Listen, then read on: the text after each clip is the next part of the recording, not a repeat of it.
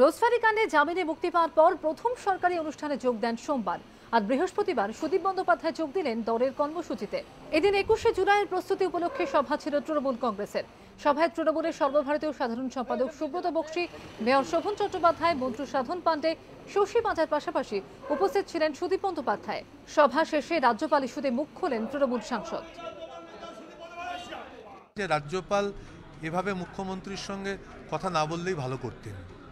সাংবিধানগতভাবে কি জায়গায় ভূমিকা থাকবে না থাকবে, আমরা মনে করেছি যে মুখ্যমন্ত্রী স্বয়ং রাজ্যপালের পদের প্রতি এত শ্রদ্ধাশীল, তিনি সংবিধানের প্রতি আনুগত্য রেখে এত সুন্দরভাবে সম্পর্ক রাখতে চান। আমরাও চাই যে সেই সম্পর্ক রাখার ক্ষেত্রেই সাংবিধানিক যিনি প্রধান তিনিও উদ্যোগ নিলে এটা আরও সুন্দরভাবে রূপ পেতে পারে। এরই মধ্যে দারুদ কাণ্ডে কলকাতার মেয়র তথা মন্ত্রী শোভন চট্টোপাধ্যায়কে তলব করেছে ইডি। মেয়রের প্রতিক্রিয়া, প্রয়োজনীয় পদক্ষেপ নেবেন তিনি।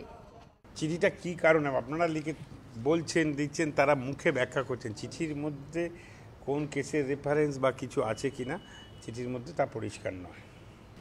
আমার কাছে একটা চিঠি নিশ্চয়ই এসছে, আবার আমিও এর পরিপ্রেক্ষিতে কিছু পদক্ষেপ নিশ্চয়ই আমাকে নিতে হবে। সেটা আমি যখন নেব, যখন হবে বা মধ্যে নিচ্ছেন কেন, হয়ে যখন যাবে তখন আপনারা সবটাই জানতে পারবেন। আরে আজ হোক, কাল হোক, 2 মাস হোক, 4 মাস হোক, এটা তো একটা এনকোয়ারির প্রসেসই ছিল। যদিও এ নিয়ে সাবধানী প্রতিক্রিয়া সুদীপের। তারা কাকে কি কখন কিভাবে ডাকবে এগুলো তাদের ব্যাপার, এগুলো নিয়ে আমি কোনো মতামত দিতে চাই না। কিন্তু আমি নিজে মনে করি যাদেরকেই ডাকবে তাদেরকে দলের, আমাদের যাদেরকে ডাকছেন তারা সাহসের সঙ্গে গিয়ে সেটাকে ফেস করছেন, মোকাবিলা করছেন, এটাই বড় কথা।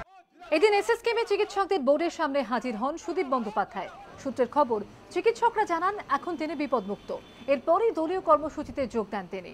কৃষ্ণেন্দু অধিকারীর রিপোর্ট, এবিপি আনন্দ, কলকাতা।